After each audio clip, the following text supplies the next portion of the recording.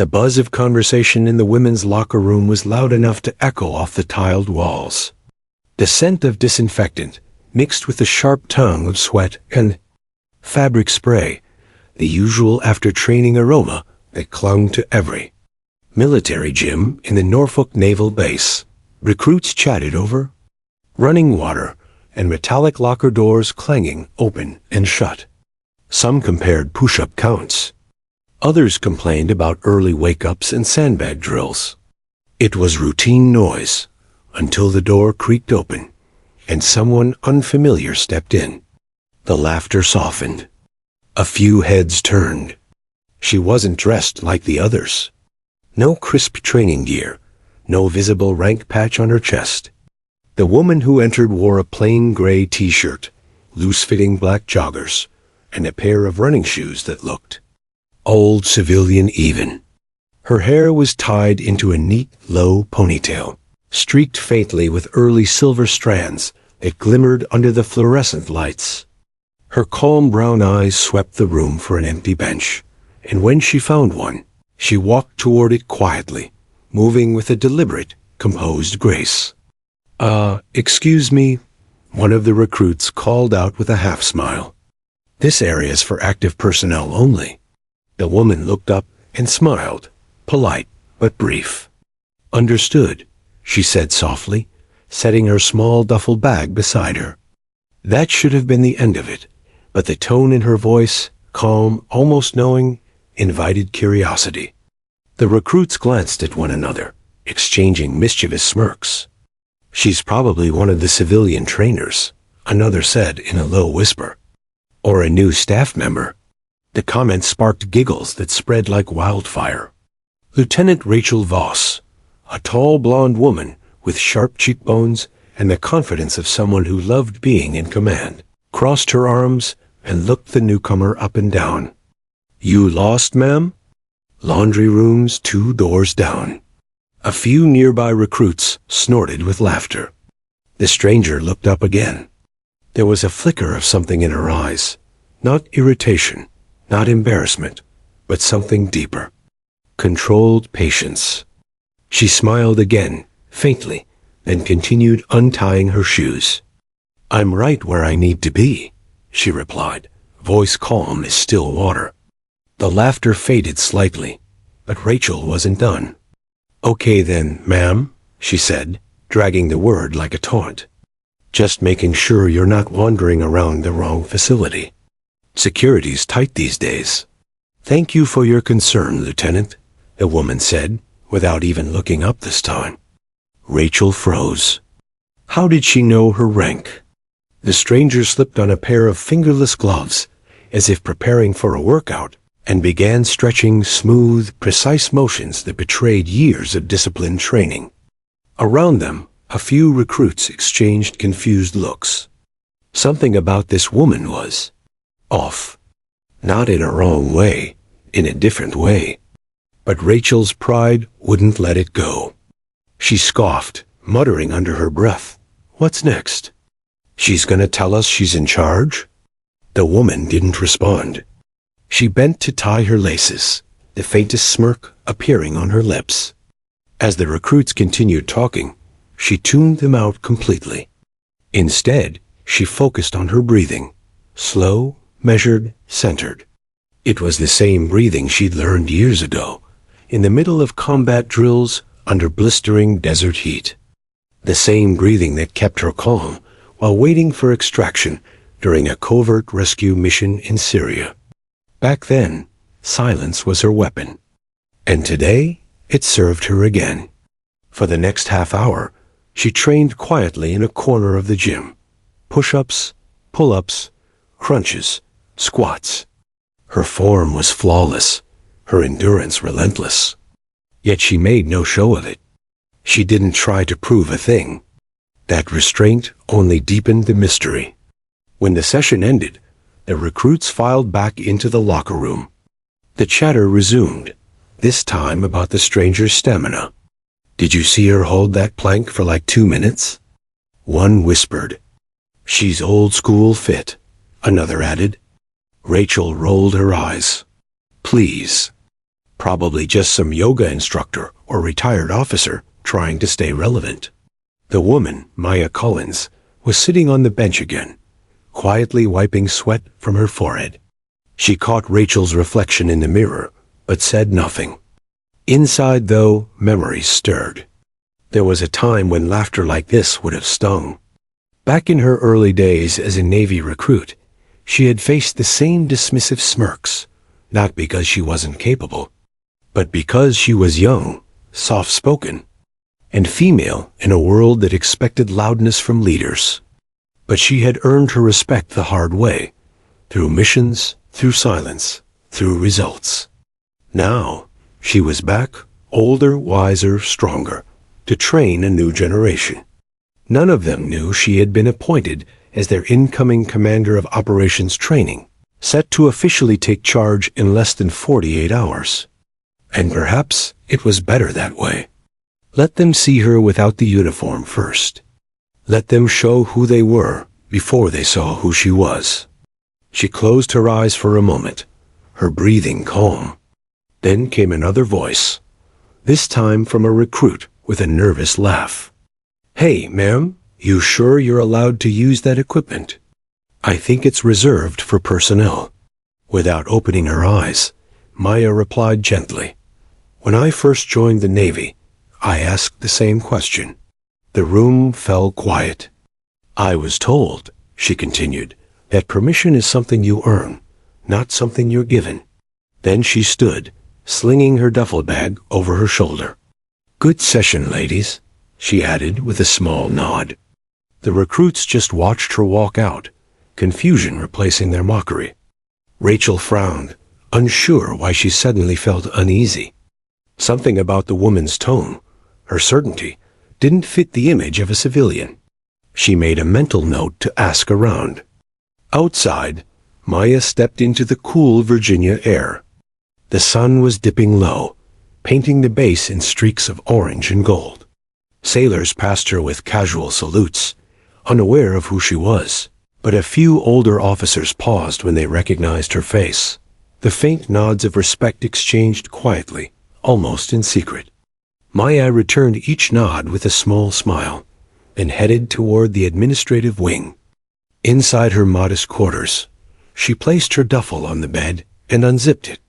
The crisp Navy uniform lay inside, perfectly pressed, its silver insignia gleaming.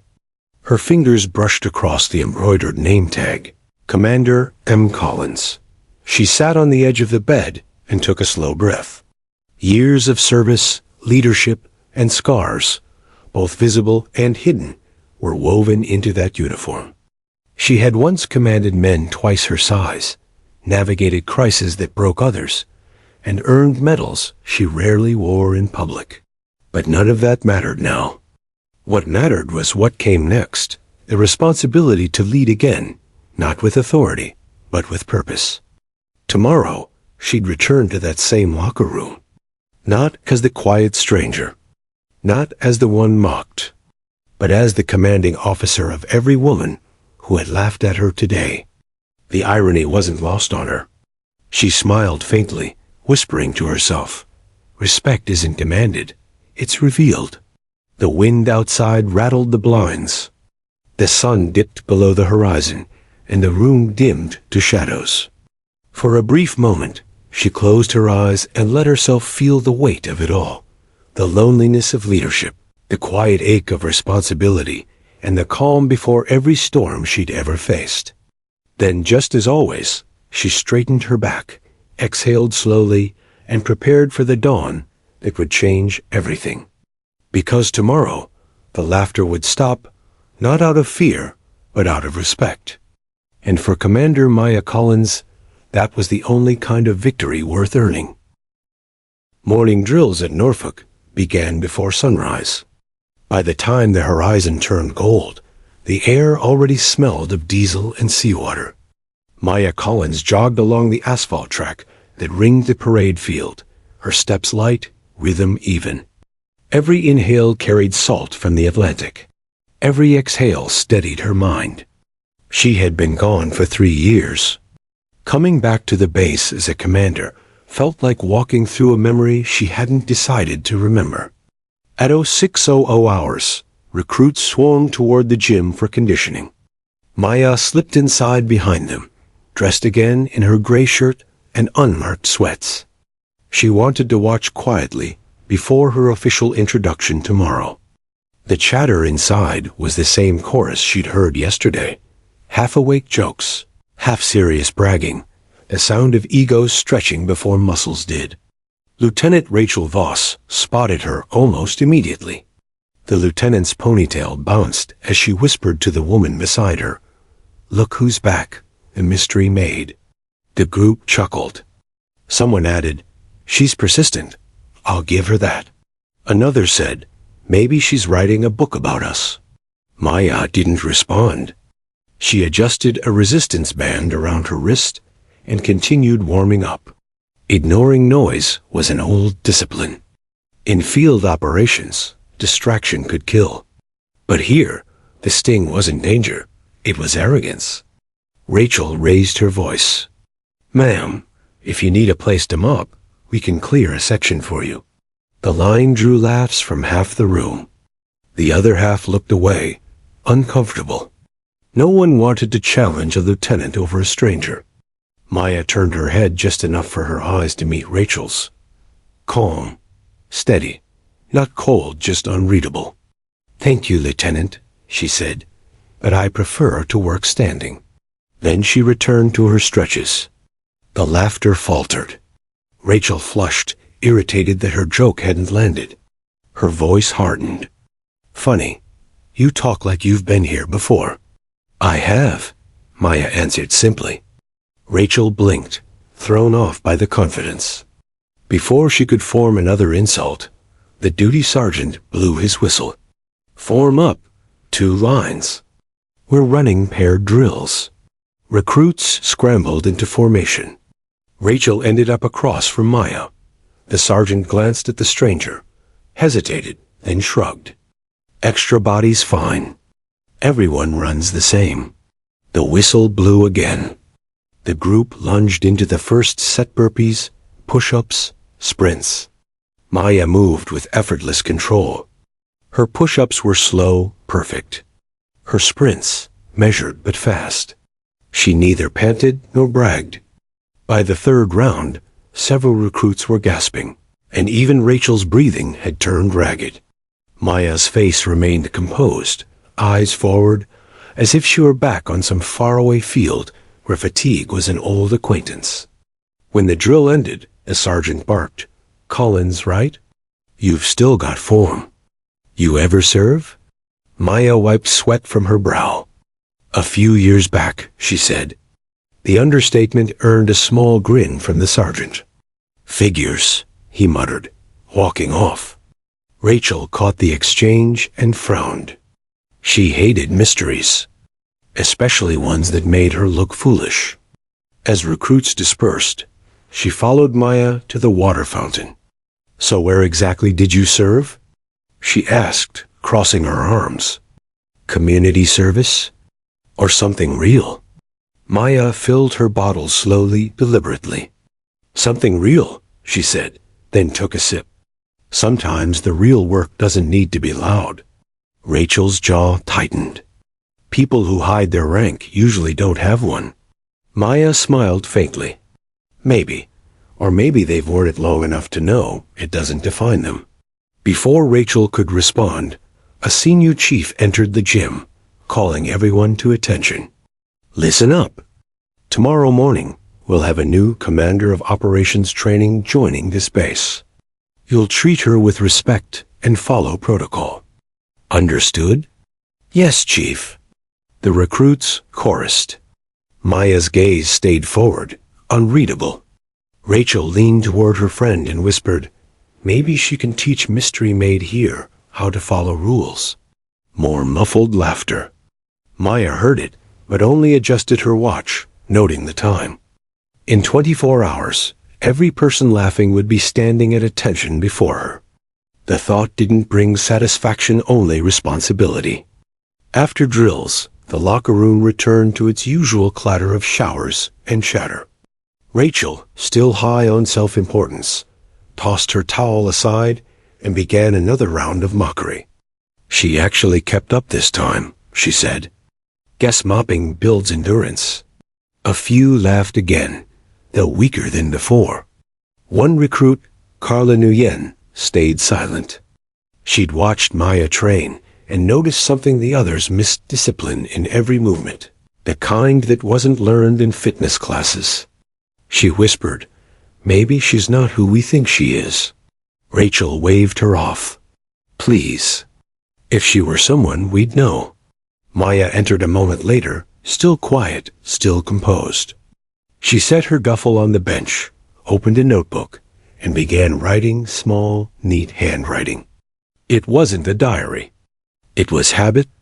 After every mission, she'd record observations, names, lessons. Today's note was short. Silence reveals character faster than command. The noise around her blurred. She thought of tomorrow's briefing, the formalities, the salute she'd have to return to faces that currently looked at her with disdain. A flicker of doubt surfaced. Was she too lenient by letting them mock her? Then she remembered the first unit she ever led. Back then, she'd tried to demand respect. It worked, but it never lasted. Fear faded. Understanding endured. If these women were going to trust her in the field someday, they needed to see the difference. When she closed the notebook, Rachel was staring at her. "You write poetry too?" she asked. The sarcasm was sharp, but underneath it lay insecurity. Maya met her gaze. "After everything I've seen, Lieutenant, I write so I don't forget why I still believe in people." Her tone wasn't defensive, it was gentle. For a heartbeat, Rachel didn't know what to say. The door opened, and Carla stepped in, breaking the silence. "Ma'am, that was a strong session today." Her voice carried genuine respect. Maya nodded. "Thank you, Petty Officer." The others blinked. How did she know rank so easily? Carla flushed, suddenly aware she'd been addressed correctly. Rachel rolled her eyes again, but the tension lingered. Outside, thunder rumbled over the bay. Rain began to patter against the roof, steady, cleansing. The recruits filed out, leaving Maya alone for a moment. She sat quietly, letting the rhythmic sound calm her thoughts. The storm reminded her of the mission in Yemen, 3 days of relentless rain before extraction. She'd led 12 soldiers through mud and fear, refusing to leave a wounded Marine behind. Those days had carved patience into her bones. This, she thought, was nothing compared to that. Later, as she walked across the courtyard, she overheard 2 young recruits whispering. "I think she's testing us," one said. "Maybe she's undercover." The other snorted. "Undercover commander? You watch too many movies." Maya smiled to herself. Sometimes truth sounded exactly like fiction. That evening, in the officers' lounge, the base captain, Douglas Reed, looked up from his reports when she entered. He was one of the few who knew her assignment. "Everything smooth so far, Commander?" he asked with a knowing grin. "As smooth as basic training ever is," she replied. He chuckled. "Tomorrow's reveal should be interesting." She exhaled softly. "I'm not doing it for drama, Doug. I just wanted to see them as they really are." He nodded. "And now you have." Maya's eyes drifted toward the window, where rain traced thin lines down the glass. "They'll be good soldiers," she said quietly, "once they learn humility." Back in the barracks, Rachel lay awake replaying the day. She hated how unsettled she felt. The woman's eyes, her confidence, it all gnawed at her. Who was she? Around midnight, she pulled out her tablet and searched the base directory. No civilian staff named Maya Collins. Her frustration grew.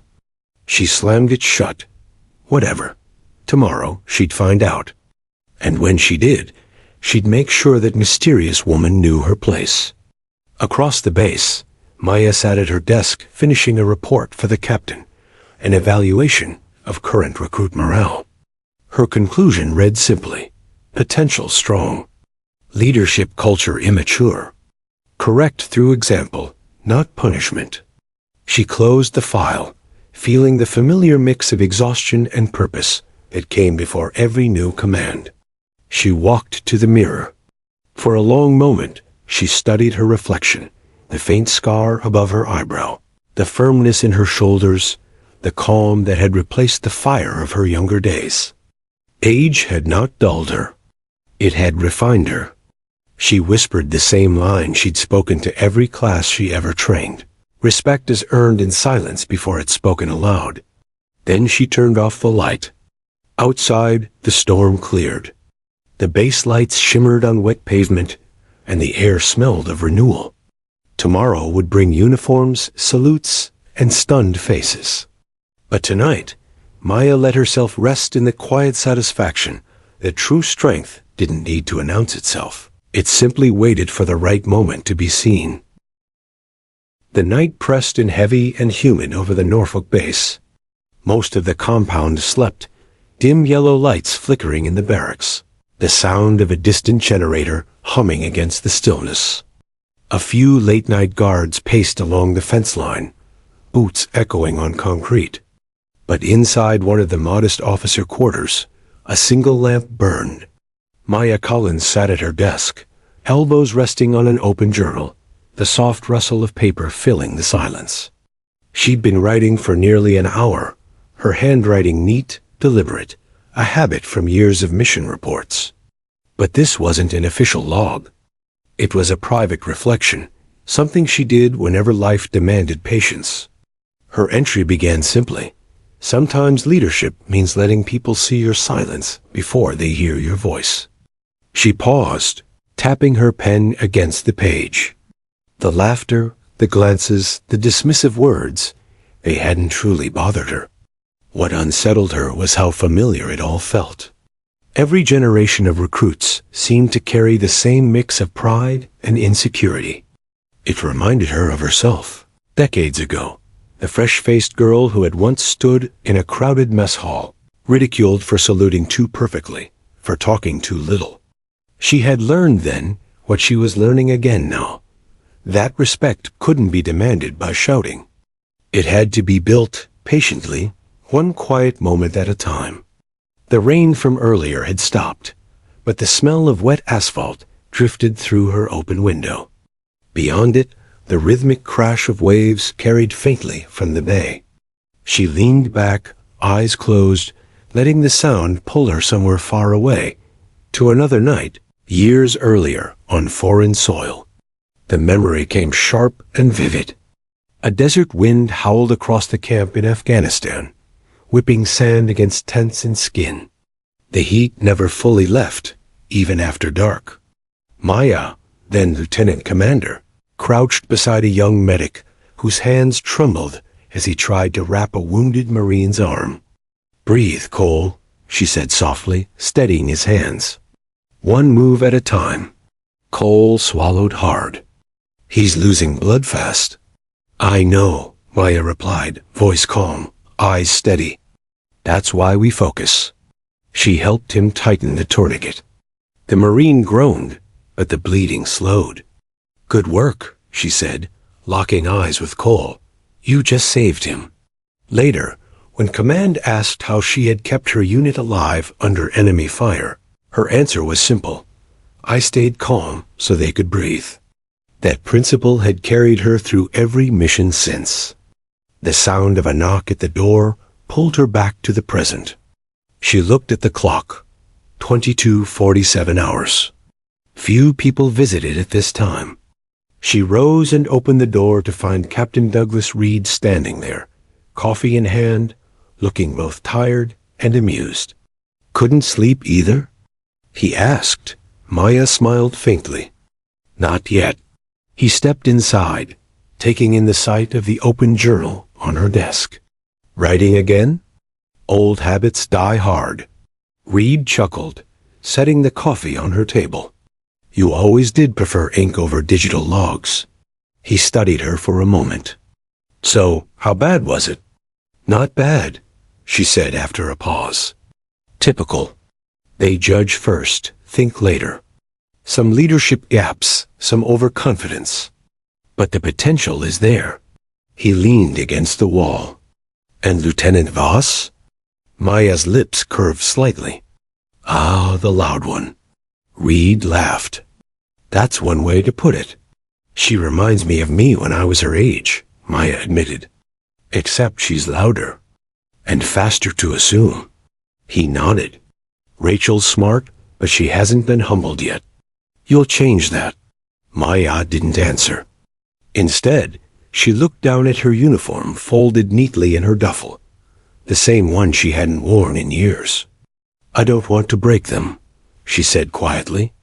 I want to shape them. There's a difference. Reed's tone softened. That's why they chose you for this post. The silence between them stretched, comfortable, reflective. They'd served together once in the Pacific, years ago, during a crisis that had cost them friends and sleepless nights. Reed knew what Maya carried, the quiet grief that never fully faded. You still think about them? He asked finally. Every day. He nodded. You never stop, do you? Maya shook her head. No, you just learn to live alongside the memories. She closed her journal, her voice firm again. Tomorrow, the recruits will know who I am. I just hope they remember the lesson, not the shock. Reed smiled. They will. You have a way of teaching without shouting. Maybe, she said softly. Because I've learned more from silence than from noise. He left soon after, leaving behind the faint scent of coffee and camaraderie.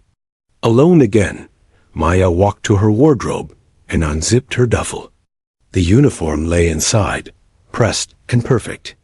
The metals caught the lamplight, faint glimmers of bronze, silver, and gold reflecting the years she'd spent in places most people never saw. Her hand brushed the patch on the sleeve, the trident insignia of the Navy's elite operations division. Few women had ever earned it. Fewer still wore it without letting it change them. Her fingers traced over the name tag. Commander M. Collins. That title had once meant everything to her. Then, after the injury that forced her into temporary retirement, it had meant nothing. Now it meant responsibility again, not as a symbol, but as an obligation to guide. She carefully hung the uniform on the wall hook, stepping back to look at it. The sight filled her with a mix of pride and ache. She had seen too much to be naive, but not enough to stop believing in redemption. These recruits needed to learn what leadership really was. Not stripes, not authority, but accountability and empathy. She whispered to herself, let them laugh, let them doubt. Tomorrow, they'll understand. Her mind wandered again, to the first time she'd been saluted as commander. It had felt strange then, like wearing someone else's skin. She'd only realized later that leadership wasn't about feeling worthy. It was about acting worthy until others believed in you. Now, standing in the dim light of her small room, she felt that same weight again. She walked to the mirror. The face staring back was older, calmer. Faint lines traced the corners of her eyes, proof of years spent squinting through sun, sand, and storm. She touched the scar above her eyebrow, a souvenir from shrapnel in Kandahar, and smiled faintly. That scar had once been her shame. Now it was her reminder of survival. Her reflection didn't show a warrior anymore. It showed a teacher. The clock ticked closer to midnight. Outside, the sea breeze cooled the air. She turned off the lamp, but the base's floodlights still cast soft glows through the blinds, striping her wall in bars of gold. She sat on her bed, back straight, breathing steady. Meditation had become her anchor over the years, a way to center before chaos. Tonight was no different. She closed her eyes and inhaled deeply, visualizing the day ahead. In the morning, she'd walk into the same hall where she'd been laughed at. But this time, the base captain would introduce her as commander of operations training. She'd look into the same faces that had mocked her, and instead of resentment, she would feel compassion. Because the truth was, she didn't need them to feel small. She needed them to grow. Her final thought before sleep came was simple. Respect gained through fear fades fast. Respect earned through understanding lasts forever. She lay down, the rhythmic hum of the bass settling into her thoughts. Her body ached, not from the drills, but from memories. Yet beneath the ache was peace. Tomorrow would bring the moment she'd been preparing for. Not revenge, not triumph, just clarity. Outside, dawn began to creep slowly across the horizon, painting the base in soft amber hues. The ocean's steady heartbeat echoed in the distance. Somewhere, a bugle played the early call of reveille. Commander Maya Collins opened her eyes. The laughter of yesterday was gone, replaced by a calm certainty. She rose, walked to the hanging uniform, and ran a hand over the smooth fabric one last time before whispering, "Let's get to work." Tomorrow had arrived. The morning air on the Norfolk Naval Base was crisp and sharp, carrying the briny tang of the Atlantic. Mist clung low to the asphalt and brick of the compound as recruits gathered on the parade field. Uniforms were pressed, boots polished, hair tied with precision. Every woman and man present had been told that the new commander of operations training would make her first official appearance today. Curiosity buzzed in whispers, punctuated by nervous laughter. Lieutenant Rachel Voss adjusted her stance and rolled her shoulders. Her smug grin from yesterday was gone. There was a tension in the air, an unspoken anticipation that made her stomach twist. She whispered to the woman beside her, "I bet it's some older officer, probably male. Probably short. Probably." A sudden hush fell as the base captain Douglas Reed appeared at the front of the formation, straight-backed, hands clasped behind him. The morning sun glinted on his polished insignia as he cleared his throat. "Attention! Today we welcome the new commander of operations training. You will stand at attention and show the respect every officer of rank deserves." "Understood?" "Yes, sir," the recruits chorused. Then, without further preamble, the doors of the administration building opened. The chatter stilled. Out of the doorway stepped a figure that made more than a few heads tilt in disbelief. Maya Collins. She wore the full Navy commander uniform, crisp, starched, and spotless. The silver trident insignia gleamed at her collar, medals catching the early light like distant stars.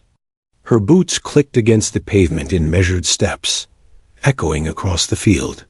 Her hair, tied back tightly, revealed a face serene but commanding, with eyes that spoke of decades of experience, discipline, and unshakable composure.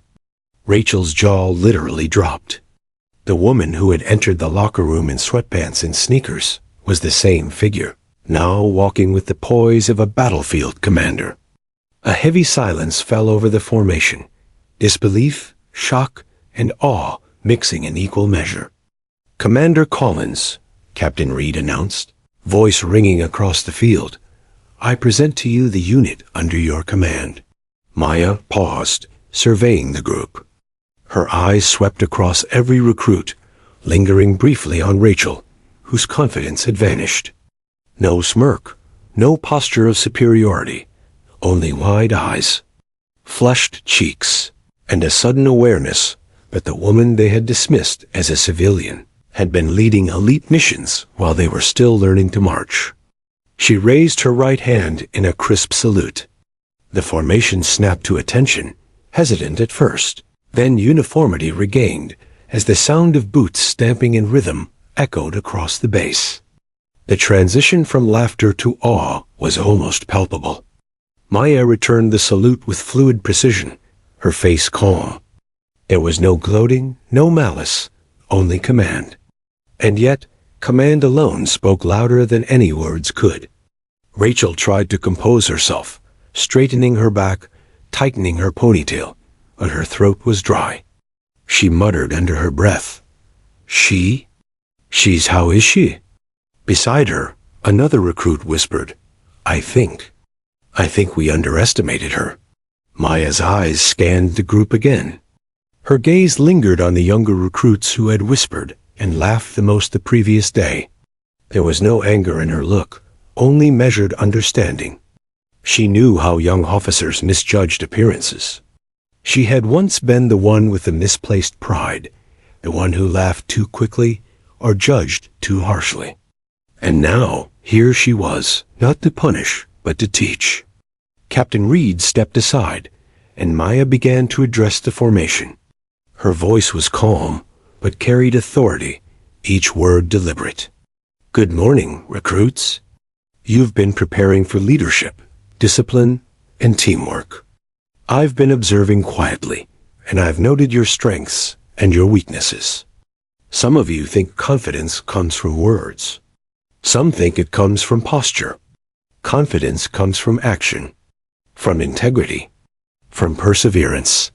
Her words were precise, controlled, yet they resonated with everyone listening. Even Rachel, who had been ready to speak sarcasm, found herself silent, absorbing the cadence, the authority, the undeniable presence.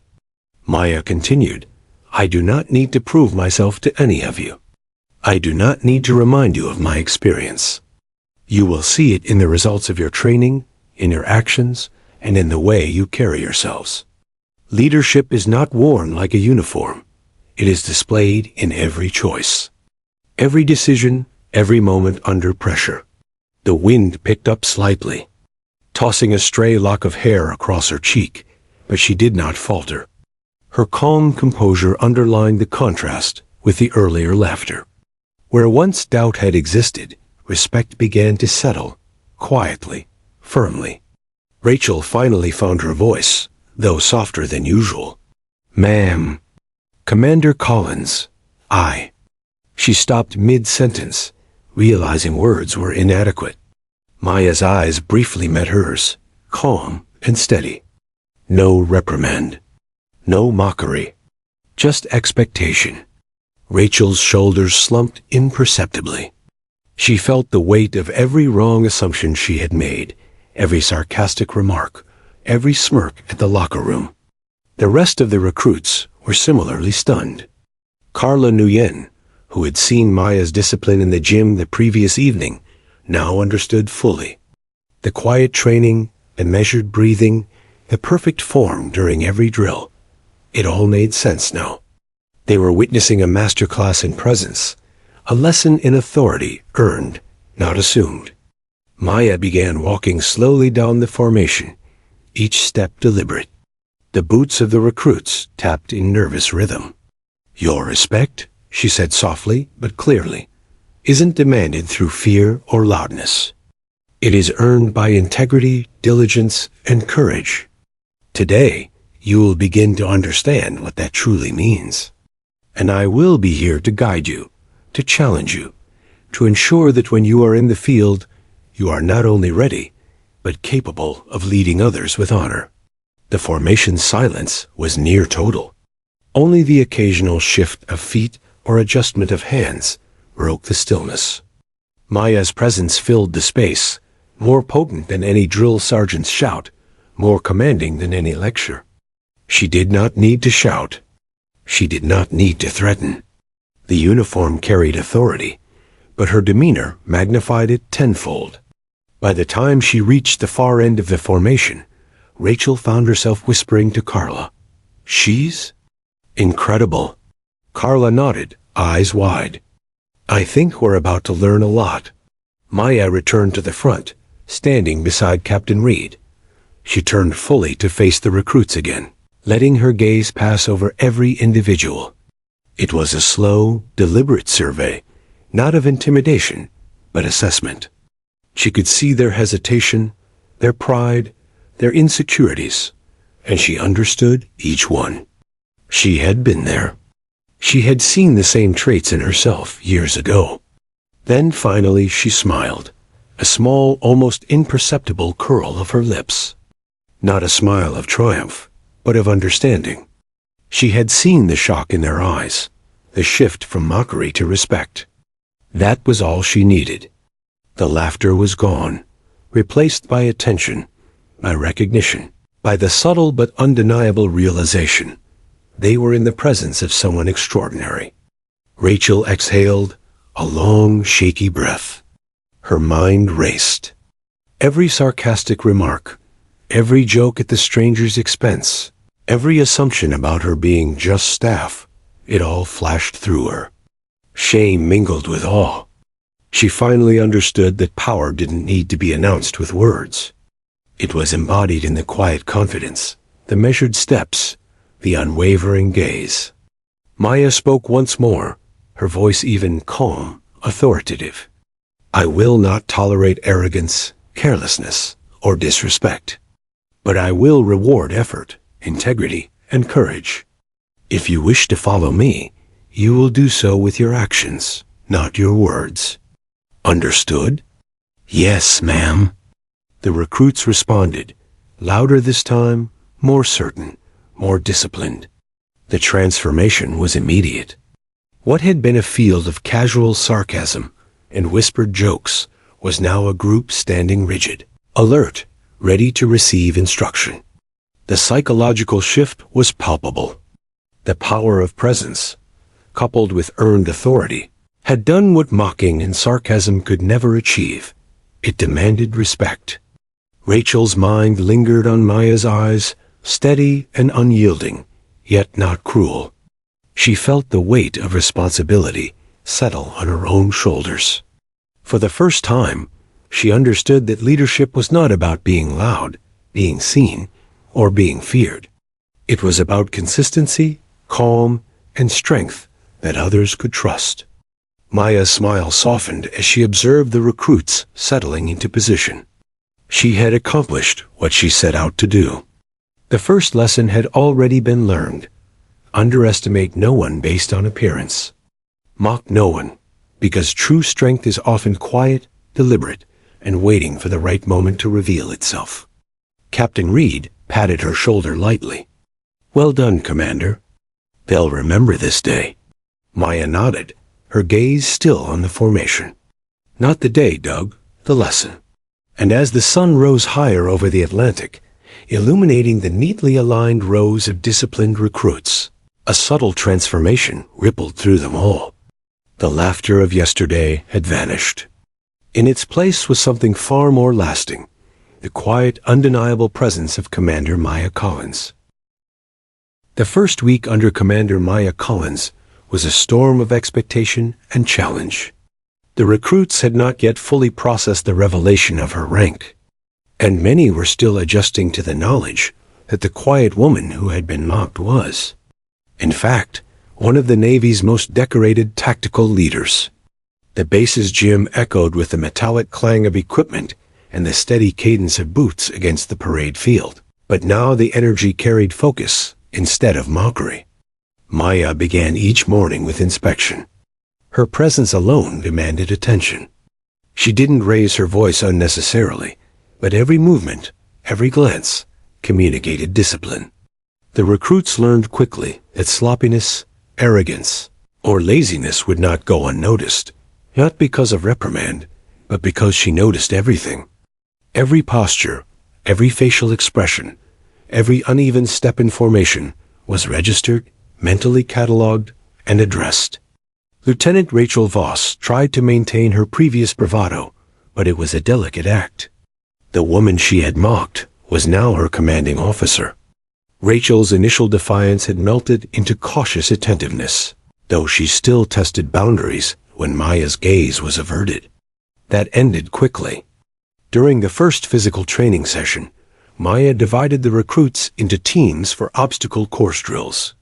Her instructions were precise, each command clear and deliberate. Pair up, trust your partner. Lead where you see the path, but follow when necessary. No one succeeds alone. The recruits hesitated at first. Many were accustomed to loud commands and rewards for speed, but this was different. Maya emphasized teamwork, precision, and accountability. Your goal, she explained, is not to finish first. It is to finish together, without losing focus, without leaving someone behind, and without cutting corners. That is how we operate in the field. Rachel and Carla were paired together. Rachel, used to taking charge, attempted to dominate every decision. Carla hesitated, seeking compromise. But Maya's voice echoed across the field. Lieutenant Voss, sometimes leading is knowing when to listen. Guide your partner, not command them. Rachel froze, the words striking deeper than any previous reprimand. Maya's eyes, calm yet unwavering, had the effect of making even the strongest resistances dissolve. For the first time, Rachel realized leadership wasn't about asserting power. It was about influence, empathy, and awareness. The obstacle course was grueling. Thick mud clung to their boots, ropes strained under their hands, and the sun beat down relentlessly. Sweat mingled with exhaustion, but the recruits discovered a strange sense of rhythm under Maya's instruction. She corrected them not with anger, but with patient demonstration. Move deliberately. Every misstep teaches more than speed. Hours passed. The recruits, previously competitive in a noisy, chaotic way, now communicated quietly, efficiently, with nods, hand signals, and subtle verbal cues. It was a transformation in real time. Carla glanced at Rachel, whose jaw was set, lips pressed tight.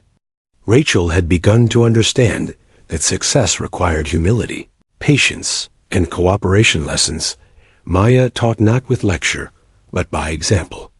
Lunch was brief, taken in silence. No one dared mock Maya now.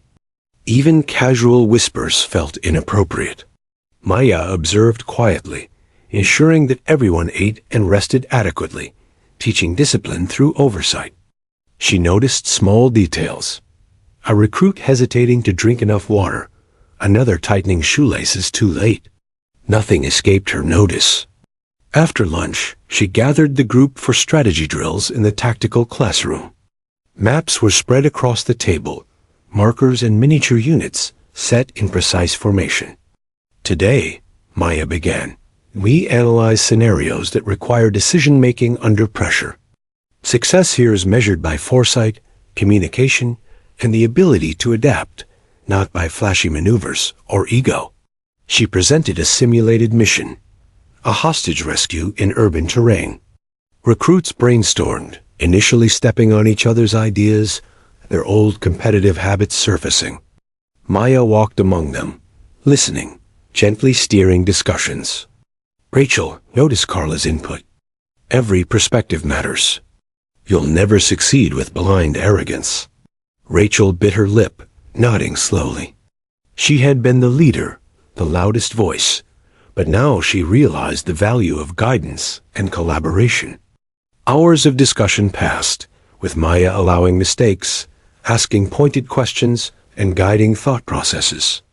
By the end, the team had developed a plan that was not only efficient, but creative, balanced, and realistic. Maya nodded in approval. This, she said softly but firmly, is the difference between noise and leadership.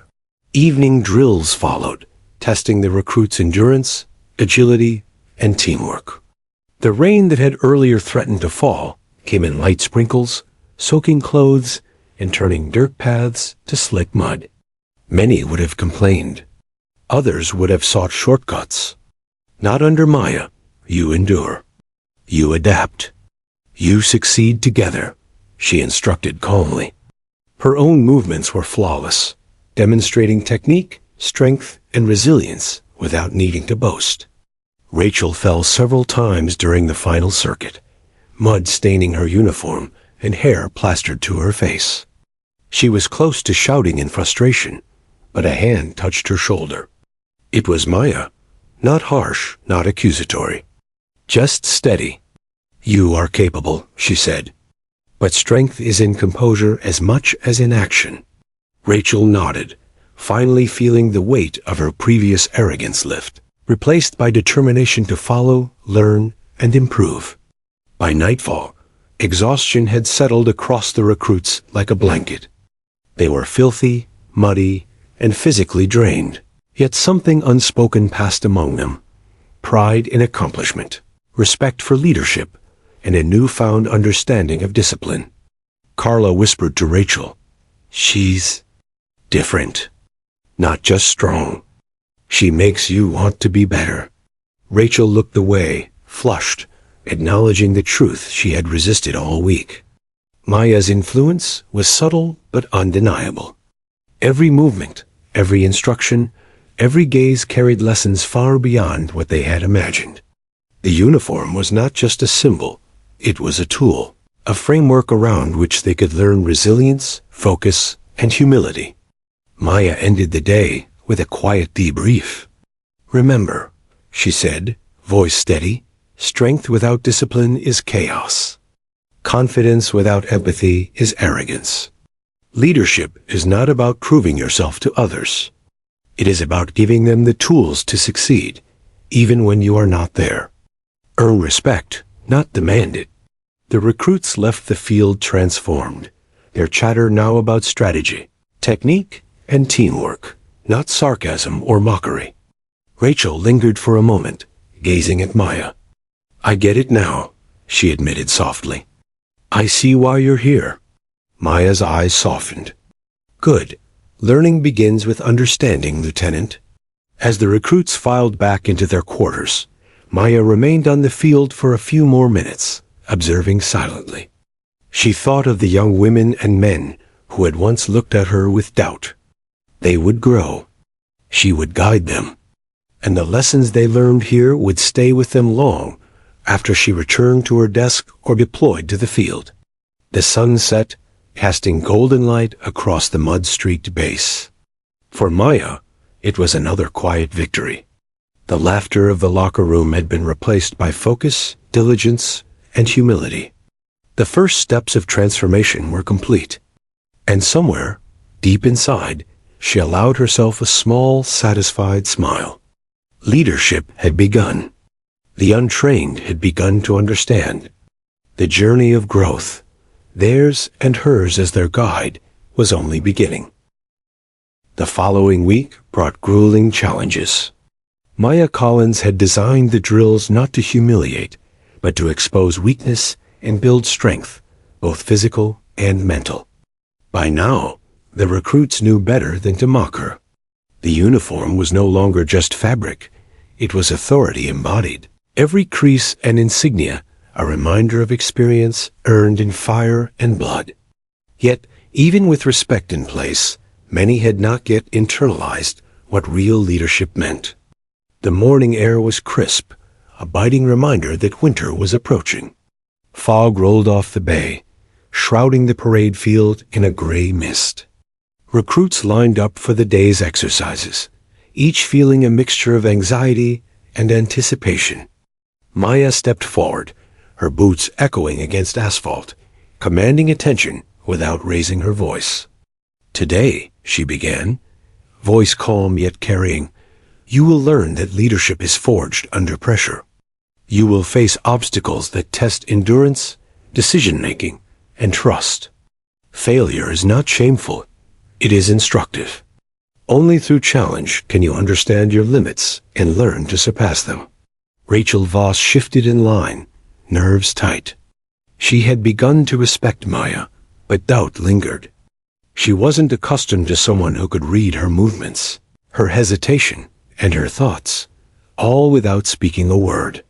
Carla Nguyen, by contrast, had accepted Maya's authority fully, and now sought to prove herself under the heightened expectations. Maya divided the recruits into 3 teams for the endurance and strategy. Challenge: obstacle navigation under simulated combat conditions. Each team was paired with a task: retrieve supplies from a designated point, maintain unit cohesion across rugged terrain, and simulate casualty evacuation. Every misstep would be noted. Every hesitation would be corrected. The first drill began with sprints across the muddy field. Recruits' boots sank into the wet ground, their muscles burning, lungs aching.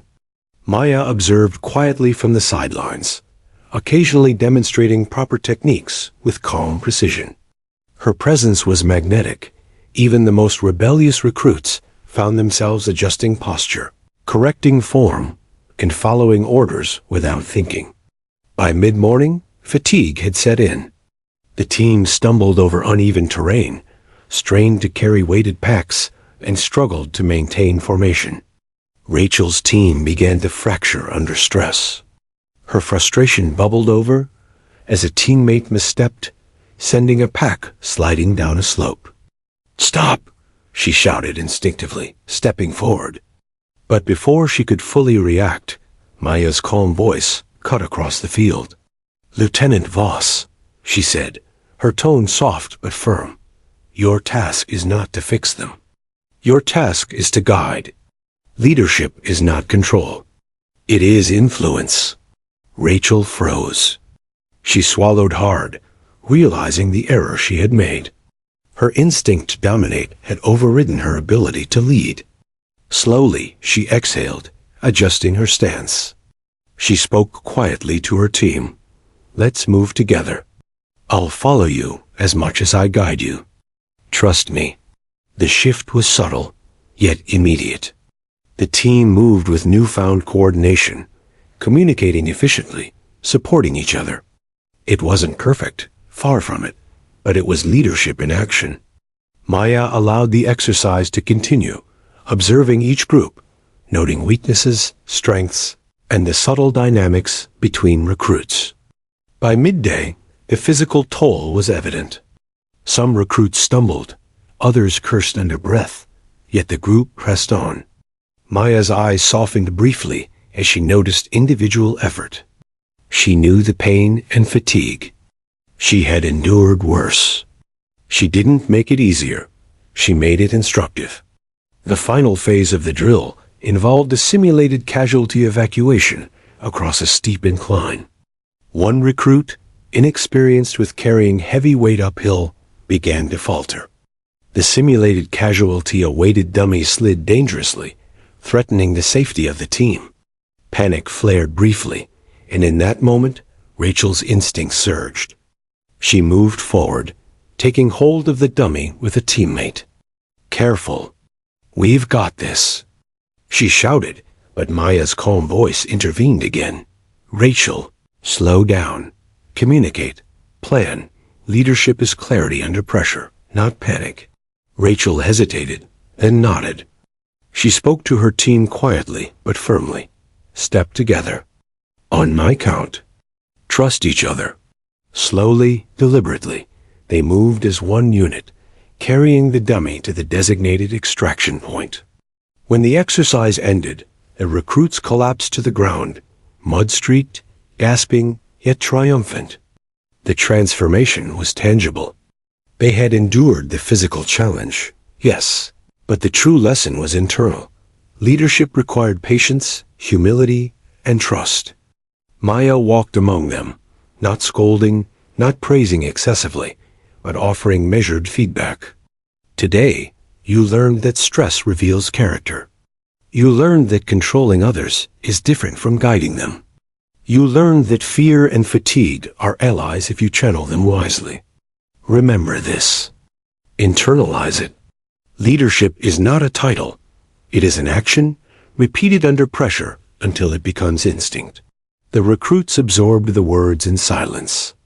Carla's eyes shone with understanding, and even Rachel's pride had transformed into quiet resolve. She had been humbled, not humiliated, and for the first time, she understood the difference between command and leadership. After the field exercises, Maya gathered the recruits under the sheltered training pavilion. She addressed them once more, her tone softening. "I know this has been difficult. Many of you felt frustration, exhaustion, doubt. That is normal. It is what you do with it that defines you. Leadership is forged through trial, not comfort. Through struggle, not ease. Through guidance, not control." A few recruits, who had been the most vocal in mockery the previous week, now looked at her with a mixture of awe and reflection. The transformation was undeniable. Maya had not simply commanded respect. She had cultivated it. Rachel approached her quietly, still catching her breath. "Commander Collins," she said, voice low, "thank you. I understand now. I see what leadership really is." Maya's gaze softened, approving but measured. "Good. Recognition is the first step. Application is the next. Do not mistake awareness for mastery. Practice what you have learned every day, in every action, until it becomes instinct." The sun was beginning to dip low, painting the base in muted gold. Recruits trudged back to the barracks, exhausted but transformed. The laughter of days past was replaced by murmurs of strategy, support, and reflection. They had been tested, challenged, and changed. Maya remained on the field a few moments longer, alone now. She looked out across the muddy footprints, the scattered equipment, the exhausted but determined faces returning to quarters. A small, satisfied smile curved her lips. This was the real work, not the uniform, not the insignia, but the quiet shaping of character and capability. She knew the journey was far from over. Some recruits would struggle. Some would resist. But the breaking point had been reached. The first true shift had occurred. Mockery had dissolved. Humility and respect had taken its place. As she packed up her own gear, her mind wandered briefly to her early days as a young officer. She remembered moments of doubt, of insecurity, of laughter directed at her. And now, standing as a commander, she realized those challenges had been necessary. They had shaped her into the leader she was today. Tonight, she would return to her quarters, reflect, and prepare for the next day's exercises. The recruits would continue to be tested, mentally, physically, and emotionally. But Maya was confident. By pushing them to the breaking point, she had opened the door to genuine growth, respect, and understanding. Tomorrow, she thought, would reveal just how far they were willing to go and how far she could guide them. And as the final light faded over the base, one truth was clear: the laughter was gone. It had been replaced by determination, discipline, and the beginnings of unwavering respect. For Maya Collins, that was victory enough. The dawn arrived like a promise over the Norfolk Naval Base, painting the parade field with golden streaks through a lingering mist. By now, the recruits were beginning to understand the weight of Maya Collins' presence. Her calm authority, meticulous observation, and relentless standards had transformed the group. Yet Maya knew that true leadership could only be tested under extreme conditions. Today would be that moment, the final test, designed not merely to challenge strength and skill, but character, decision-making, and teamwork under pressure. The recruits assembled on the field, uniforms damp with morning dew, boots ready, hands clenched in anticipation. Even the most confident, like Lieutenant Rachel Voss, displayed traces of anxiety. The air was thick with unspoken questions. Some wondered what the exercise would entail. Others feared failure. Maya stepped forward, her uniform pristine, medals gleaming faintly in the early sun. Her eyes swept across the formation, observing posture, stance, and subtle signs of fatigue or doubt. She did not speak immediately, letting silence settle. When she finally addressed them, her voice was firm but calm. "Today, you will face a scenario that requires everything you have learned over the past week: endurance, strategy, communication, and trust. You will navigate challenging terrain, complete objectives under time pressure, and make decisions that will affect the outcome of your team. Mistakes will cost you, not punishment, but lessons. Success requires unity, clarity, and courage. Understand?" "Yes, ma'am." The recruits responded in unison, their voices steady, yet charged with anticipation. The scenario was revealed: a simulated rescue mission in a wooded area near the base, with multiple obstacles, intelligence gaps, and an injured team member requiring extraction. The recruits were divided into squads and given minimal instructions. They would need to plan, adapt, and execute, relying on the skills Maya had instilled and the trust they had begun to build with each other. Rachel's squad was first. She looked at Carla Nguyen, who now carried a quiet confidence, a stark contrast to the timid recruit she had been only days ago. Carla offered a brief nod, signaling readiness. Rachel inhaled, recalling Maya's lessons. Leadership is not control. Leadership is guidance. She forced herself to listen, to adapt, to consider every voice in her team. The mission began. The recruits navigated muddy slopes, dense underbrush, and simulated hazards. Maya trailed at a distance, observing silently. Her eyes missed nothing. Every hesitation, every misstep, every act of communication. She allowed them to struggle, knowing that growth came not from hand-holding, but from facing challenges head-on. Early in the exercise, Rachel's squad encountered a branching path, one route faster but riskier, the other slower but safer. Panic threatened to cloud judgment. Rachel remembered Maya's voice from the obstacle course. Leadership is clarity under pressure, not panic. She paused, assessed the situation, and spoke decisively. Safer route. We stick together. No one moves alone. Her squad complied, moving as a cohesive unit. The slower pace tested endurance, but unity and trust allowed them to navigate the terrain successfully. Rachel felt a surge of pride, not in being in charge, but in guiding effectively. Meanwhile, another squad struggled. One recruit, inexperienced and nervous, attempted to carry the injured dummy alone. The weight threatened to topple her, and tension rose. Maya observed quietly, then intervened calmly. Step back. You cannot carry others without support. Trust your team. The recruit hesitated, then followed instruction. The squad adjusted, dividing the weight evenly and moving as a coordinated unit. The lesson was clear. Strength alone was useless without collaboration. Hours passed. The recruits were physically exhausted, mentally taxed, and emotionally stretched. Mud and sweat soaked their uniforms, muscles screamed, and morale teetered at the edge of frustration. Yet they continued. The transformation was remarkable. Where once they had rushed, competed, or faltered individually, they now moved as a collective.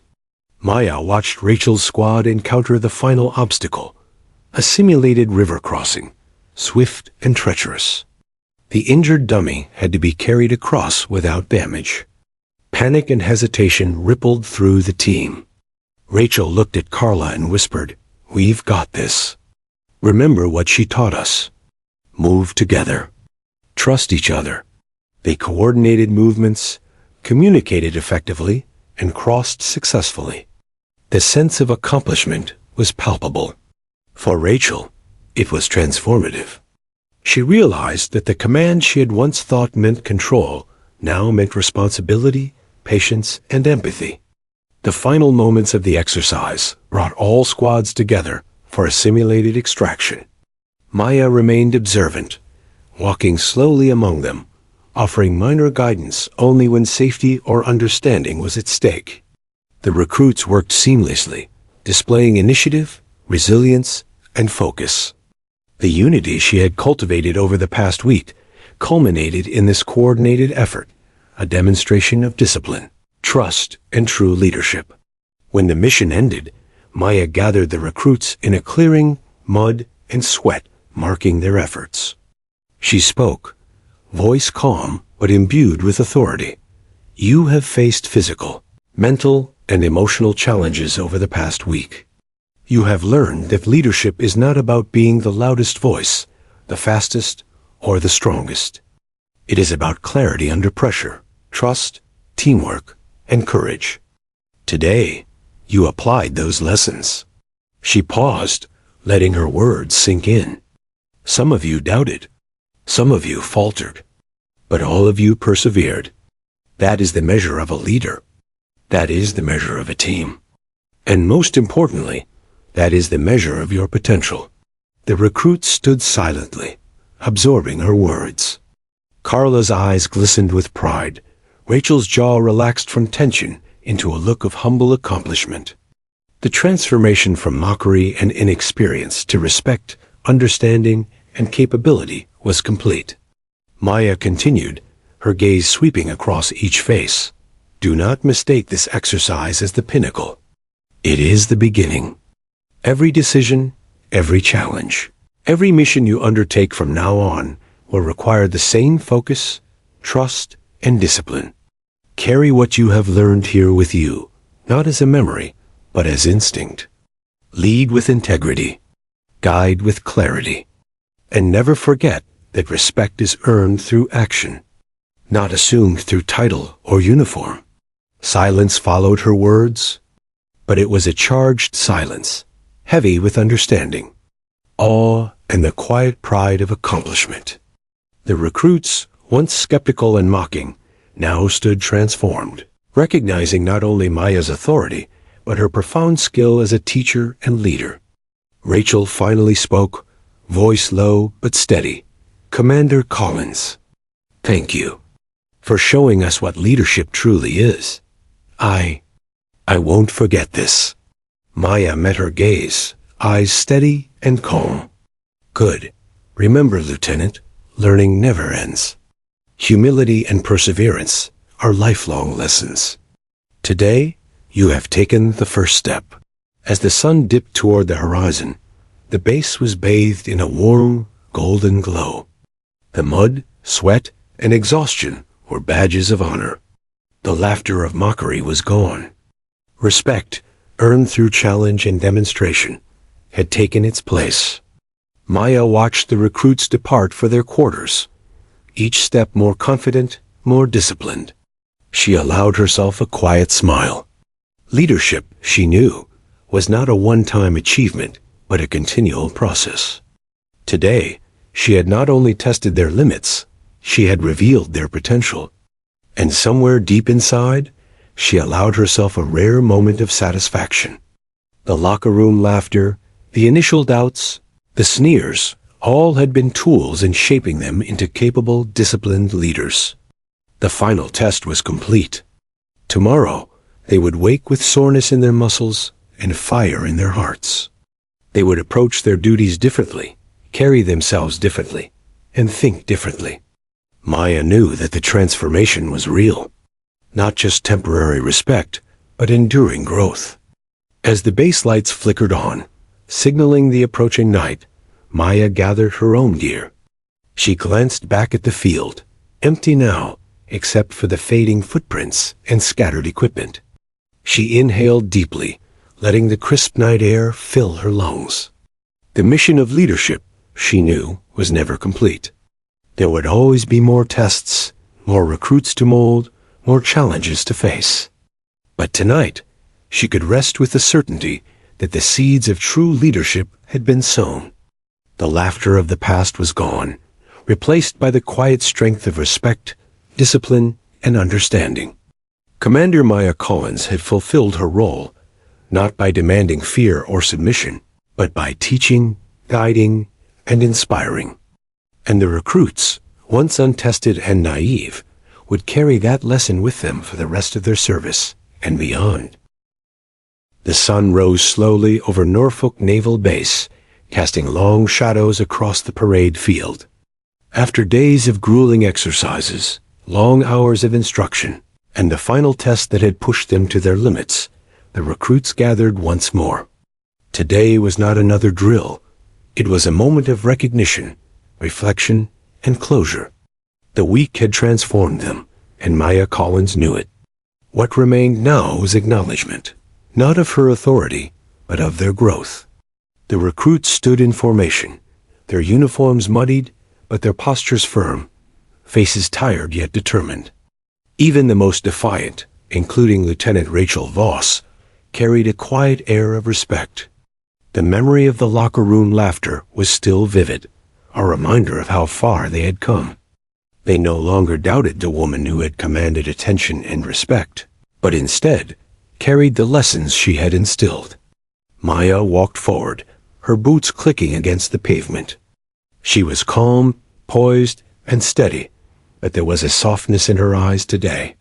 This was not about testing them anymore.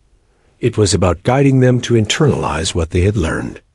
She scanned the formation, letting her gaze settle briefly on each recruit, as if silently acknowledging the journey each had endured. Today marks the end of this phase of training, Maya began, her voice calm but resonant. You have been tested physically, mentally, and emotionally. You have been pushed to your limits and beyond. Some of you may feel that you have failed at moments. You have not. You have learned. And learning is the foundation of leadership. There was a quiet rustle through the ranks. A few recruits exchanged glances, fatigue and relief mingling with pride. Maya continued, her tone softening, carrying both authority and empathy. Leadership is not about titles or uniforms. It is about responsibility, integrity, and the courage to do what is right, even when it is difficult. Today, each of you demonstrated those qualities. She paused, letting her words sink in. For a moment, the only sound was the distant cry of gulls and the faint wind off the bay. Then she spoke again, directing her attention to Rachel. Lieutenant Voss, Maya said, her gaze steady, you have grown considerably. Your instincts were strong, but your judgment has matured. You have learned that leading is not commanding, and guiding is not controlling. This is a lesson that will serve you in every mission you undertake. Rachel's eyes met hers, and for the first time, there was no trace of arrogance. Instead, a quiet humility and newfound confidence shone through. Yes, ma'am, she replied, voice steady. Thank you for showing me what leadership truly is. Maya's attention shifted to the rest of the recruits. Each of you has proven that you can work as a team, adapt under pressure, and rise above your doubts. These are not just skills for the Navy. These are skills for life. Carla Nguyen stepped forward, her expression a mixture of pride and awe. Commander Collins, we couldn't have done this without your guidance, she said sincerely. You didn't just teach us how to complete tasks. You taught us how to think, how to trust, and how to lead. Maya nodded, allowing a small, approving smile. That is the essence of leadership. It is not what I do for you, but what you choose to do for yourselves and for each other. Remember this lesson. Respect is earned, trust is built, and courage is demonstrated in action, not words. The base captain, Douglas Reed, stepped forward as well. He looked over the recruits, then back at Maya, his expression a mix of admiration and gratitude. Commander Collins, he said, the transformation in these recruits over the past week is remarkable. Your leadership has not only taught them skills, but instilled values they will carry for life. Maya inclined her head respectfully. Thank you, Captain. My role was not to impress, but to guide. These recruits have shown resilience, determination, and the ability to rise above their doubts. That is what leadership cultivates. A subtle shift rippled through the recruits as Maya addressed the entire group one last time. I want each of you to take a moment and reflect. Think of where you began, the laughter, the doubt, the mistakes. Now look at yourselves. You are stronger, wiser, and more capable than you knew. Carry this forward in every mission, every decision, every interaction. Leadership is not a destination. It is a journey. For a few moments, there was silence. The recruits absorbed the magnitude of her words. Then, one by one, they straightened their postures, shoulders back, heads held high. The transformation was complete, not forced, but internalized. Rachel stepped slightly forward, glancing at her teammates. We understand now, she said, voice full of sincerity. We respect what you've taught us, Commander Collins, and we'll carry it with us. Maya nodded, her eyes softening. She could see the spark of potential, the seeds of future leaders taking root in each recruit. She felt a sense of fulfillment, not pride in herself, but in what she had been able to cultivate in them. This was the true reward of leadership. As the recruits filed back toward their quarters, the base seemed quieter, yet stronger.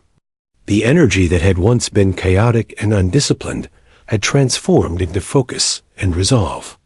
Laughter had returned, but it was different now, lighter, respectful, and shared among equals rather than aimed at mockery. Maya walked alone along the parade field, reflecting. Her mind drifted back to the locker room, to the first moments when she had been underestimated. She remembered the whispers, the sneers, the assumption that she was merely staff. And now, after a week of testing, training, and guidance, the recruits had not only recognized her authority, but understood it. She touched the insignia on her uniform lightly, feeling the weight of her own journey as well. The uniform had once been a symbol of rank and responsibility, but over the past week, it had become a tool for shaping others, a vessel for imparting lessons that transcended medals and titles. Maya paused, gazing at the horizon where the ocean met the sky. The water was calm now, reflecting the golden light of late morning. She allowed herself a quiet smile, knowing that the laughter of doubt and dismissal had been replaced by something far more enduring: understanding, respect, and the beginnings of true leadership. A faint sound of boots approached, and she turned to see Captain Reed walking beside her. He glanced at the field, then at her, and nodded. "You've done more than I expected, Maya. They won't forget this week." "They won't," Maya agreed softly. "And neither will I. Leadership is a two-way street. They taught me as much as I taught them: patience, resilience, and the quiet power of humility." Reed chuckled lightly. "I'd say the Navy's lucky to have you, but it seems they've always had you. They just needed to see it?" Maya smiled faintly, her gaze returning to the recruits' quarters in the distance. "Sometimes it's not about being seen. It's about being ready when the moment comes." She took a deep breath, letting the sea air fill her lungs, and reflected on the week's journey. From mockery and doubt to respect and transformation, the path had been challenging but rewarding. She thought of Rachel, Carla, and the others, young, eager, and now awakened to the responsibilities of leadership. Their laughter, once dismissive, had evolved into camaraderie, trust, and determination. Maya allowed herself a final thought before returning to her quarters. Leadership was never a solitary pursuit. It was shared, nurtured, and earned together. The seeds she had planted would grow far beyond this pace, far beyond this week, into the actions, decisions, and lives of each recruit she had guided. As the sun climbed higher, casting warmth over the field, Maya felt a sense of quiet fulfillment. The week had tested everyone, recruits and commander alike, but it had also revealed what was possible when guidance met determination, patience met resilience, and respect was earned through action. The laughter of the locker room had faded. In its place stood confidence, discipline, and understanding. Maya Collins, commander of operations training, had fulfilled her mission, not through authority alone, but through the enduring power of teaching, example, and quiet strength. And as the recruits looked out from their quarters toward the parade field, they carried a truth that would remain long after the week had ended. Leadership was not a title. It was a journey, and they had just begun to walk it.